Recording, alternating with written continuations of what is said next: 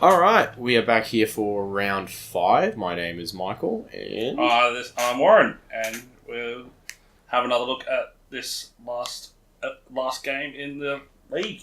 Now, I believe Jared was saying that he's playing against a Grixis pile. So, I'm not sure exactly how Grixis works well in Modern, especially against this blue-red Phoenix deck. It's going to be an interesting matchup, definitely. I mean, yeah, if you think of the main, your typical removal suite that Grixis would be running doesn't line up all that well against the Phoenix because they just keep coming back. It's just sort of delaying the inevitable, but they've got some options out of the sideboard, particularly things like Leyline and the Void. Could always help.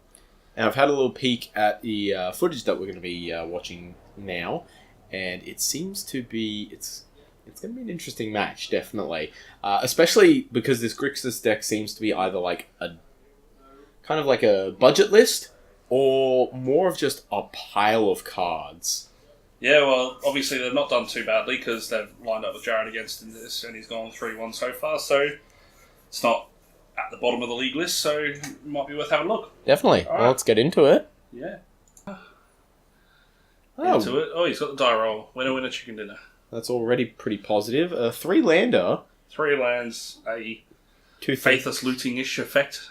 Yeah, I guess Is It Charm is fine. And I Yeah. mean, keeping this is definitely okay. Dropping Thing in the Ice on turn 2 as a pretty good blocker seems fine. Now, Magic Bones 88. Now, we said this guy is most likely on... well, we said that he's on Grixis. Yes, but he doesn't know that at this point. But faithless looting. Oh, Kitty Cat has wandered into our room. Hey, Bert. He's a good fluffy boy. So... Right, yeah. so we see, what's that, a lightning bolt and a Dreadball. Yeah. Alright, definitely seeing that he could be on some form of Jun/Grixis list here. Yeah. So... A thing in the ice. Dropping Thing in the Ice. It's a bold move, Cotton.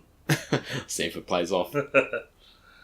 But, yeah, I mean, it's a bit of a slow start for both, I think, here. Yeah, we're gonna be strapped in for a little bit. Buck yourselves up. It's gonna be a very, very slow ride, well under the speed limit. Well, this would obviously be saying that he's in Grixis now, because you can see the access to black and blue. But, yeah, thing in the ice, mirror. Could it be the mirror? It's definitely not. Spoilers. But, yeah, seeing thing in the ice, when it flips, does not bounce back. Thing in the ice. Yes, funnily enough. Does not bounce either side of it. So, it's going to be kind of a race to see who can flip theirs first, I feel. And it definitely looks like it's going to be Jared with this opening hand. Yeah. Like, Metamorphose into Metamorphose, yeah. double Gut Shot, Is It Charm?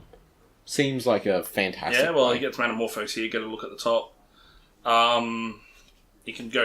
Is it charming? Oh, look, easily is it charm right now? Yeah. Yeah, like I think you just slammed the Is It No. Charm. Yeah, no, this seems. Oh no! What's No, he doing? You mug.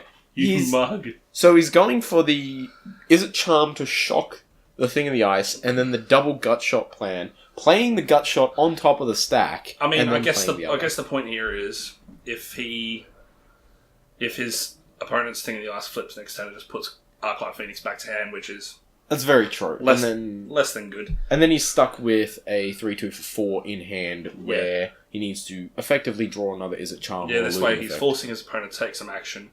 He's got the 7/8. His opponent's got one of each basic in play now. The perfect Grixis. And Dreadball seems clean there. A clean answer. Yeah, very nice. Serum Visions. It's the Bukaki Serum Vision, so we're gonna have a fun time here.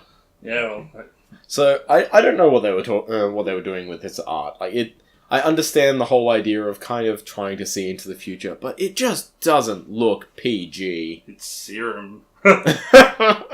Semen visions. Yep. Right, so when they kill your Thing in the Ice, respond with play another Thing in the Ice. Thing in the Ice too, Electric Boogaloo. Yep. Holding up So- a bolt as well. I think holding up the bolt here is good. Yeah. You don't know what's coming down. Yeah. I mean, if he gets another burn spell off the top as well, he can reenact his previous play of, that seems less than awesome. Yeah, may as well fire off the bolt here. Yeah, points at the face. Unfortunately, his opponent can't do his job for him and take the Arclight Phoenix out of hand. Yeah, seems like a little bit of a nombo with opponents' Inquisitions. I think Arclight Phoenix is 0 out of 10. I'd be so happy here for my opponent to have shown a Thoughtseize in that regard. Yeah, that's fine. You take that Phoenix. Thoughtseize infinitely more playable. Yes. Notably, not a May effect on Thoughtseize. Or is it? No, well, because it's verifiable that they have the non-lane card in hand. That's true. Jared, bring up Thoughtseize on screen. Okay. There we go. He's got the Faithless Looting, winner, but he can dump them back in both the Phoenixes he's got in the bin, but unfortunately he does not have enough to jam it onto the battlefield at this point in time. One counter left on the thing in the ice versus his opponent's 3. Crackling Drake in hand. Still lands short of even dumping the Crackling Drake on the battlefield. And it's still a nice body as a 7/4. We saw in some of his earlier games it was getting up to the 14 power, which gets really scary. The Drakes can get ridiculously out of control very quickly. And I've been playing with the blue-red Drake list in standard, and when you can do 15 damage off of one turn with it, it seems... And definitely much more value paying that extra mana and in the solid colours to draw the card, but also getting instants and sorceries in exile as well. Yeah. So... I mean, that's a fringe thing here with the... I mean, Faithless Looting isn't irrelevant. It's more relevant in this kind of format, modern, where Leylines and Rest in Pieces are more prevalent. Well, his opponent's dropped his Serum Visions. He's tapped out, but he's got one counter left on the thing in the ice. I think in this next turn we'll probably be seeing Jared flashback Faithless Looting. So just flip his thing in the ice and pressure his opponent a little bit more. Seeing the opponent's also got Bedlam Reveler in the graveyard, so... Yeah. Kind of want to be getting that on the field. Yeah, I think, Fetch, get an island. He's opting for the play... No, he's opting... Looks like he's opting for the play of playing Crackling Drake. Draw a card, feels pretty good, and have a 7/4 flyer that just goes over the thing in the ice. Yes, I mean... A Gutshot here? Gutshot here would have been able to flip the thing in the ice as well. Yeah, would have, yes. But I still think I probably would have preferred flashing back Faithless Looting in this regard. Definitely. Offers some interesting lines. His opponent... Well, they're both on a relatively low life total, considering when you flip the thing in the ice. But it's sort of that pressure, like his opponent's almost forced to block at that point. And now the Crackling Drake just goes back to hand here. Yeah. The positive side is now Jared, if he draws a land, in particular, well, doesn't really matter. If he draws a land, he gets to jam the Crackling Drake, draw another card, go Serum Visions, draw Scry 2. Yeah. Seems okay. And then he's got an 8/4 on field to effectively kill the Awoken Horror. Yeah, absolutely. I mean, his opponent's got 2 cards in hand. Copping it on the chin, that's... No, I think it's correct. It's correct, but going down to 5 always feels bad. So he's playing the Serum Visions out first. Flip that. See what's going on. You might be able to draw some more action with the Opt if need be. Don't forget, he's got the Phoenix in the bin as well. So it looks like he's. So yeah, I think he's played the Serum Visions, play the Opt, jam one of these things, get a Phoenix in and swing for both for lethal. I think putting the Faithless Looting on top here is correct to play that and potentially dig underneath. I don't think it actually matters here because he's played his Serum Visions, play Opt, draw whatever it is. It's an instant sorcery. Jam that, go to combat. He gets the Phoenix back. He swings for 10. That's true. His opponent's tapped out. That's true, and that just brings it straight to lethal. But there's also the style points of potentially getting more Arclight Phoenixes. You gotta always count for the style lines. But I do understand. Yeah. I mean, here I think it's pretty inconsequential what he chucks in the bin. But it looks like, it lands in Drake. Seems fine. Cast more spells. Yeah. Get more value off of it. Effectively just win. There you go. But he can't... He's got a Phoenix gumming up his hand, but it doesn't matter. Well, he's got 2 Phoenix. We're going to see a swing for 13 and go into game 2 here. Yeah. GG next game. Now, in the sideboard... So, sideboard here. What's he looking to bring in here? Well, it's very interesting, because a lot of the removal spells that he has doesn't actually hit the thing in the ice. No, it doesn't. So it looks like he's bringing in Surgical to combat that thing in the ice. The other... Engineered Explosives, again, not a bad shout. I think he can put E for 2 and Thing in the Ice and Awoken Horror both have a converted mana cost of 2. I don't hate Echoing Truth either. Yeah, myself. Echoing Truth. Potentially also either Dispel just as an extra sort of instant counter. As you can see, he's sort of considering too many instants from the opponent in that match. Yeah, I think a Spell Pierce might not be remiss, but yeah. You see him cutting the gut shots. He's taken a few of the gut shots out, even though they helped him get over the line that little bit against the. You gotta really assess it as well to see what's more a hindrance than a help, and definitely you can't cut other useful spells like Lightning Axe, for example. Yeah, so we've got a pre-game Leyline of the Void. Oh, seems fun. Just pick them up right now. You can definitely fight through it, but it's going to be a real slog here. This looks pretty good to begin. Oh, it's just getting ripped apart now. Yeah, so it probably takes the looting immediately. Yeah, I mean, looting here just helps him get through the crap that's coming up his hand. Definitely. Lightning Axe.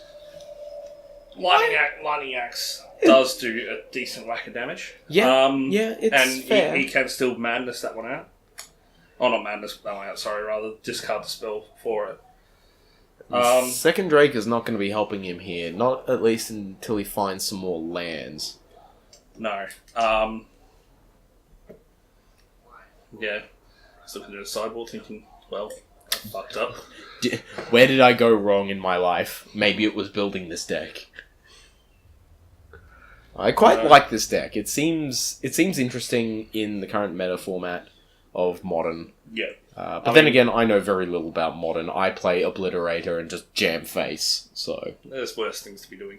That's the beauty of Modern. You can do whatever crap you want. Sometimes it pays off, sometimes it doesn't. Sometimes. See, this is where the Lightning Axe would have been really nice. Chuck away something worthless, like that Phoenix at the moment. Yeah. Kill off that thing in the ice before it becomes a problem. Yeah, I think... Maximize velocity, less than stellar at this point. Especially needing one more land. Yeah. I mean... I feel like maybe velocity... Yeah, Manamorphose. Either that or the other Drake. He has to throw cards away, and at that point, Manamorphose is... It's a do-nothing card. It just replaces itself, whereas he's like... The rest of the cards help him get towards his game. Got his game plan, even with that Leyline of the Void. Yeah, the Crackling Drakes are still growing. The Crackling Drake's still growing. Worst case scenario, that Arclight Phoenix becomes a 3/2 for flying for 4. Its alternative casting cost. Well, playing cost rather, because you don't cast it from the bin, but... Well, we see it going into the bin now off of the Faithless Looting. Yeah, he definitely wants to keep a hold of some of those lands so he can guarantee slamming those Drakes. Yeah, 100%. His opponent definitely seems like he's in the driver's seat to this match. Oh. It'll be tough to crawl out from under this rock. Yeah, I think, especially now that the Grixis deck tends to have a lot of answers, especially for the Drake's deck. Like dropping an X4 for 4 mana and then just having it be Dreadboard always feels really rough. Oh, yeah. We've got the Inquisition here, which is going to fail to get anything. Sorry, nothing in hand. But, I mean, I don't think his opponent's too disappointed to see a lack of anything to strip from his hand. It's fine. He's probably still just casting it to get the tokens off of Thing in the Ice. Yeah. Just flip it, get one swolly boy. Yeah. Serum Visions? Yeah. See if we can dig for a little more. Surgical. Surgical and Lightning Bolt. Yeah. I mean, Surgical doesn't particularly do much here. There's nothing in the bin that he wants to be taking out, and it's not helping the game. He's got the Thought Scour as well, so... But...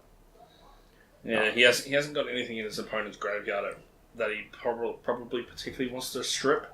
Yeah, Surgical. Bottom top's interesting. Like, you still keep the Bolt, even though it doesn't destroy the Thing in the Ice. I know that it grows Thing in the Ice by dumping that sort of stuff into the bin using Thought Scour, but I still don't hate the fact of putting the Thought Scour at his opponent at this point. Give him more opportunities to see what he wants to strip out from here. He's likely saving it for end of turn since it is an instant. Yeah, absolutely. So I wouldn't be surprised to see it here. Yeah, but a lot of people in Modern typically point the Thought Scour themselves. Yeah. I think at this point I'll probably be sticking it to my opponent. So he didn't end of turn it.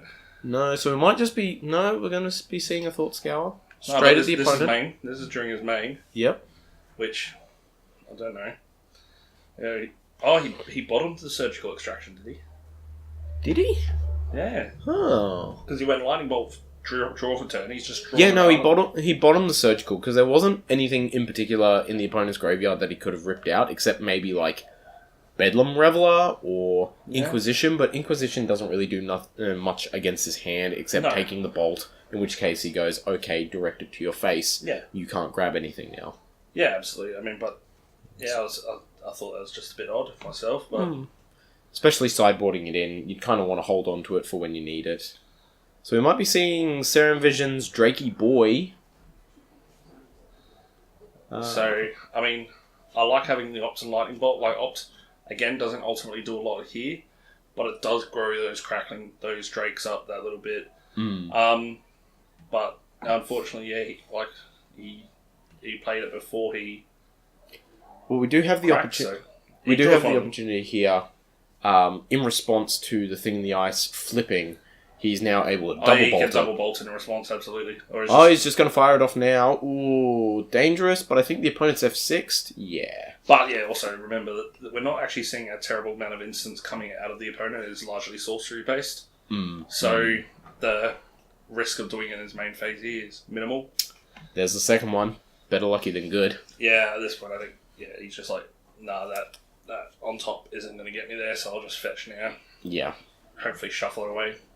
The correct thing. Hopefully some more gas. Oh, it's another land. It's a land that comes into play tapped no matter what. Yep. So we're now seeing the... Yep, Slammer Drake. Slammer Drake, maybe get something like a Faithless Looting to build the power up and then take a swing, or hitting... That would be good. I can't even see how many instances sorcery he's got in a bit. Oh, it's a 13-4 opponent. 13-4 with 16 cards. No, draws another Steam Vents. Did he sideboard out Maximize Velocity? He took out the Velocity, yeah. That would have been amazing here. Cast it and then attack immediate for 14. Pressure. Yeah. Here's a Dread Ball. Yeah. Ticks down the thing in the ice. Gets rid of one of the Drakes. What? Well, will the opponent see the second Drake? I think the opponent knows. And a Phoenix, but I think you definitely go for the Drake, just to draw another card, get that advantage flowing. Yep. So 1-800 Hotline Bling hitting the field. What's he going to rip off the top here? Another land. I think his deck kind of hates it at this point, but... Yeah, especially 18 lands. He's already done a little bit of fetching. We see 2 fetches in the bin, so that's 2, 5, 7, 8. We've seen 10 lands out of the deck. I think he's just going to pray here. Like, his opponent's only got 2 cards in the grip, so... There's not a lot of action going on here. Hopefully it's just another Leyline and something... If it's Lightning Bolt, where's he pointing that Lightning Bolt? Straight at face. That's fine. At face. That's fine. I was a bit concerned when I saw it go up for the stack, thinking, is he pointing at that Drake to follow it up with it? At that point, the dream is kind of crushed. There's only one card in hand, so we're not seeing this... Ooh. I was going to say, we're not going to see this flip this turn.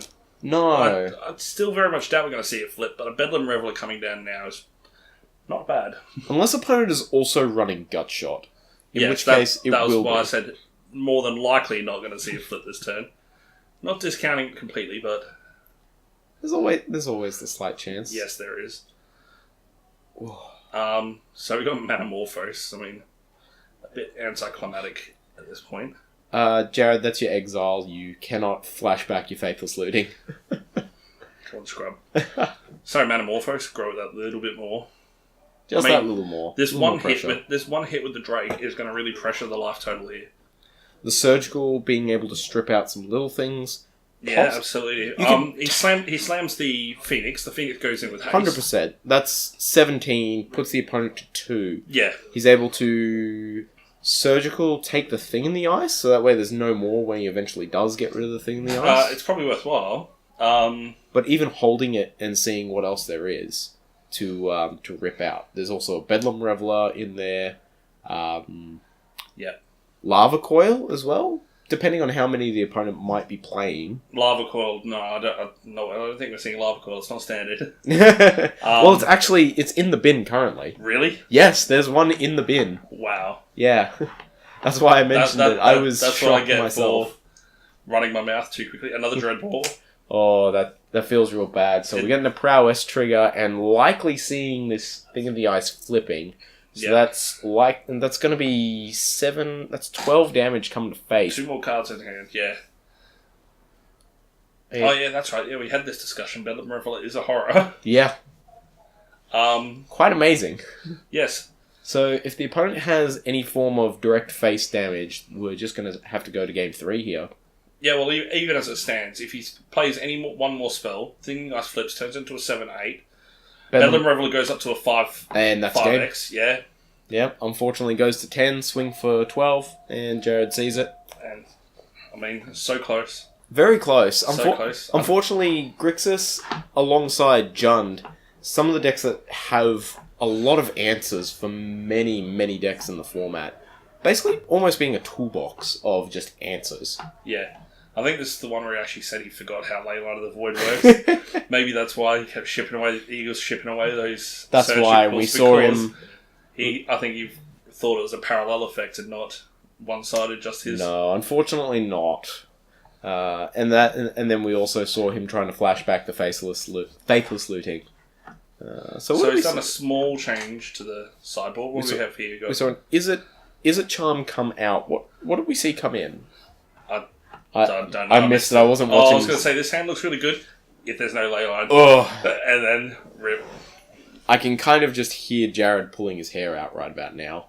Just seeing that Leyline across the field. Ooh. 2 Inquisitions off the Thought Scour. He's going to be happy with that. I don't even hate surgically those out at this point in time. It's half the Inquisitions in the deck though, so it might not be value. Hitting the Serum Visions is definitely not worth it. I mean, it's just sort of fixing.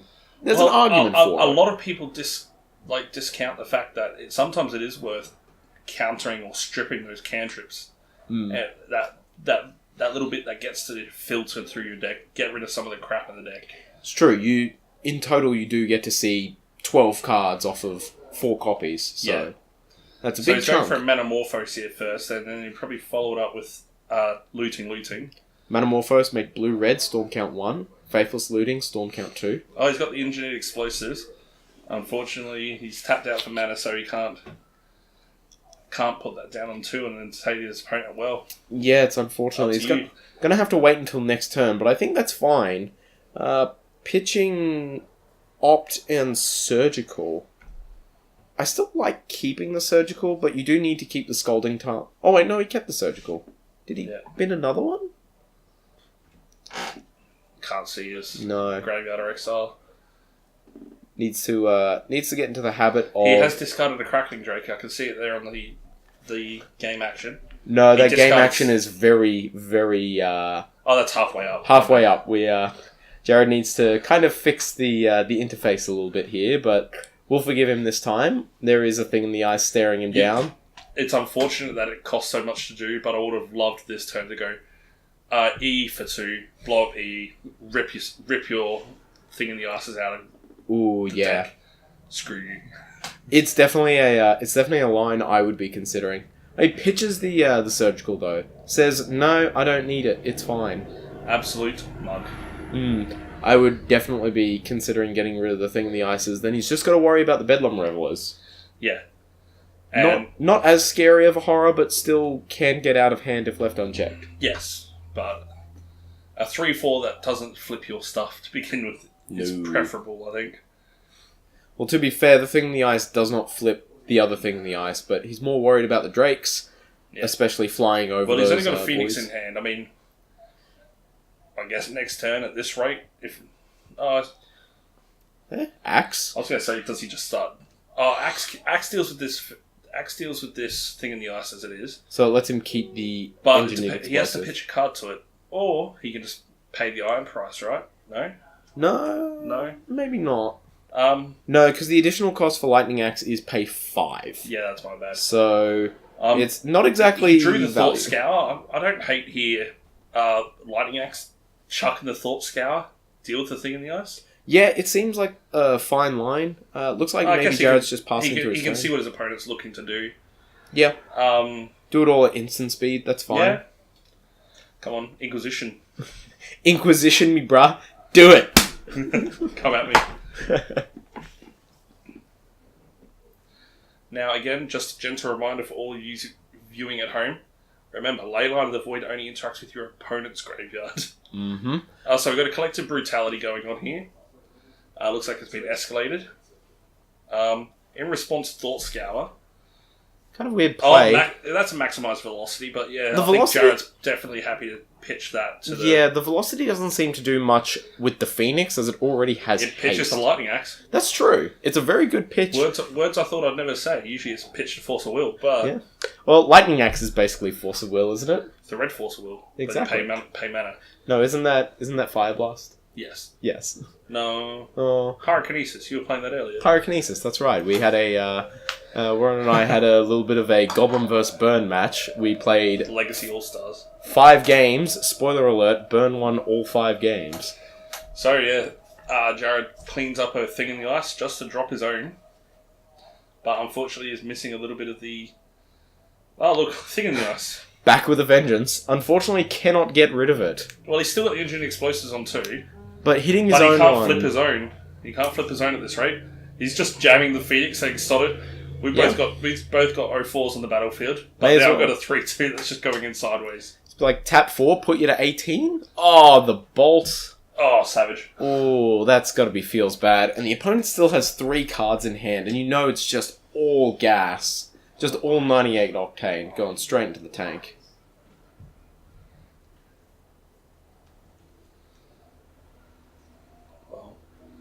He looks a little bit lost at this point. What to do? He's got a lonely Serum Vision sitting in his hand. Thing in the Ice and 4. Yeah, it's not looking good for Jared, unfortunately. Well, what... Did he bring Echoing Truth in this game? Ooh, I Actually, don't think so. But, Snapcaster Mage. We've not seen one of those yet. What's he looking for? Most likely getting back... Inquisition and Cosmic. I think this looting. Oh, okay. I was going to actually... He flashes back a Faithless Looting with Snapcaster Mage. Yeah, it seems like a little bit of a... Terrible value. I mean, it's fine, because the opponent only does have one mana I guess open. if his opponent intends to try and flip Thing in the Ice here, get Snapcaster back, play it again. Yeah, seems fine. And you're also putting a 2-1 body on the field that still doesn't get through Thing in the Ice, though. Yeah, what? Okay. Also dies to Engineered Explosives. That's right. That's just more fuel to make the EE value train go up and up. So Serum Visions, we're really needing to see some answers. A Phoenix. Phoenix seems fine. And a Faithless Looting. I think you probably want to bottom the Faithless. Yeah, I was going to say bottom the Faithless here because he's on top deck mode pretty much. It feels really bad to draw playing Faithless Looting is just mill 2 for red at this point. And we did see earlier in the round him cast a Faithless Looting. Jared and I were here on round 3 when he was versing Control, and he managed to cast a Faithless Looting while he was hellbent. Yeah. I mean, he's just... Oh, we've got parallel Crackling Drakes going on here. Okay. The mirror. But yes, Jared has cracked his EE. He's cleaned the board up of Snapcaster Mages and the like. So he's got the Phoenix now. Unfortunately, does not get through the Drake. Does not tangle well, no. He's going to be feeling real bad about this right now. I mean, his opponent's Drake is a measly 5-4 by the looks of things. 6-4. 6-4. So, not up to the staggering power that Crackling Drake can hold. Unfortunately, though, it is big enough to block the Phoenix, and does put his plan to a halt. The Phoenix seems pretty paltry at this point, but... I mean, it is a bird. Lava Coil. Welcome to Standard. With Snapcaster Mage. Yeah, surprisingly, a lot of Guilds cards seeing a lot of modern play recently, which is fantastic. That's how you know Wizards has actually made a pretty good set, when newer cards are seeing lots of play in older formats and either helping archetypes. Never lucky, right? Oh. Let's get a thing. And he's thrown in the towel here by the looks of things. Looks like he's had enough. 3-2 record is quite good, though. I mean, you got to be happy with that. Maybe you should pay attention to his deck list before he actually jams the league from now on, right? Yeah. And yeah, so I believe that's all of the all the rounds there. 3-2, not a bad result with the deck, actually. No, I mean, I think he was definitely punished in that last one by failing to read the fucking card, as it were, for Leyline of the Void. Reading the card explains the card, right, Jared?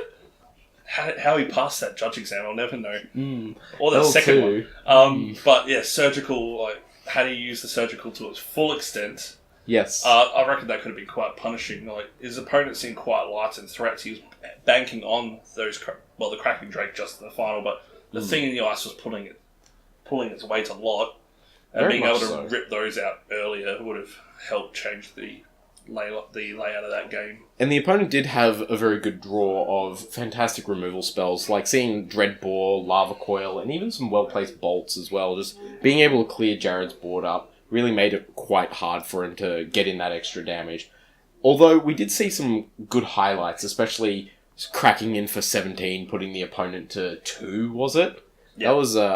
That was an impressive turn. That was close, yes. And I think, if the Phoenix-style decks are here to stay, we're going to see a lot more of that sort of stuff. The Leyline of the Voids, the Rest in Pieces, all those sorts of things coming out a lot more prevalent. I looked, they're probably no doubt spiked. I know Surgical Extraction has spiked recently. That's right. It's up to what, $50, $60 now? Give or take, depends on where you look. It's a bit heinously expensive. Kind of glad I've got my 3 already, so I'm feeling comfortable. I need a third, but not at that rate. No, probably have to wait until they drop down. Like Leyline of the Void has gone up as well. I don't know. Really? I don't know the numbers off the top of my head. It's spiked a couple months ago, I think. And Fantastic. All these little sideboard cards I've picked up for Legacy. I'm in bank right now, yeah.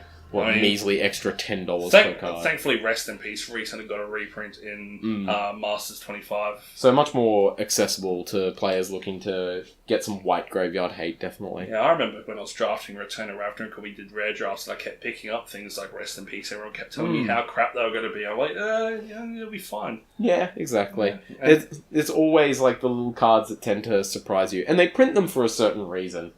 Yeah, and I mean, I prefer Rest in Peace just because that artwork, Therese Nielsen artwork. Oh, it's beautiful. Shout-outs to Therese Nielsen. I mean, what a fantastic artist.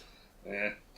Alright, thank you very much for joining me, Warren. Yeah, and the rest of us will be commentating on some of these matches where Jared needs to learn his deck better. Yeah, unfortunately, doesn't seem to RTFC, so we're going to pass on the message for him to RTFC. He's glaring at us a little bit right now. Yeah, I think we maybe need to stop this recording before we get the head back. He knows what Faithless Wooing does. Well, he doesn't know that he can't cast it from exile while Leyline is on the field, as we say try and do. Yeah, that's pretty true. Yeah. Well, thanks very much, everyone, for joining us, and we will see you in the next one.